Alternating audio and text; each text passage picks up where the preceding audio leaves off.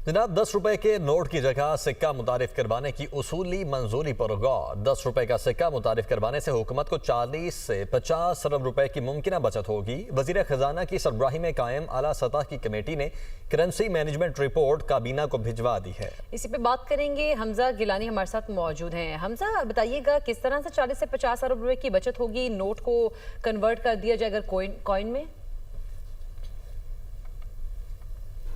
देखिए, वजारत खजाना के मातहत एक करेंसी मैनेजमेंट की आला सतही कमेटी कायम हुई थी और इस कमेटी ने एक रिपोर्ट मुरतब की है और वो तजावीज़ जो है वो काबीना को इरसाल की हैं और उन्होंने कहा है कि अगर इस तजावीज़ पर अमल हो जाता है तो हुकूमत को कम से कम करेंसी मैनेजमेंट रिस्क की मद में 40 से 50 अरब रुपए की बचत होगी। और वो ये है कि 10 रुपए का जो नोट है उसकी सर्कुलेशन सबसे ज़्यादा है मुल्क भर में।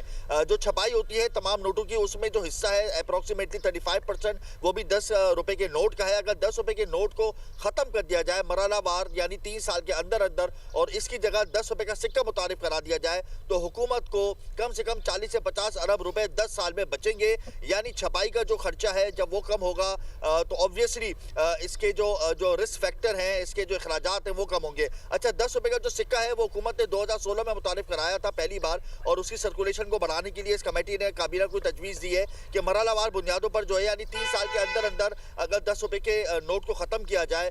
स्टेट बैंक कवानीन में भी ये एक्ट मौजूद है, फिर सिक्योरिटी प्रिंटिंग कॉर्पोरेशन के कवानीन में भी ये मौजूद है कि 10 रुपए का नोट खत्म किया जा सकता है। और माहौलियाती तब्दीलियाँ और ग्रीन बैंकिंग के हवाले से भी ये मोटिव है कि 10 रुपए के सिक्के को जो है वो। शुक्रिया हमजा गिलानी, आप हमें आगाह कर रहे थे।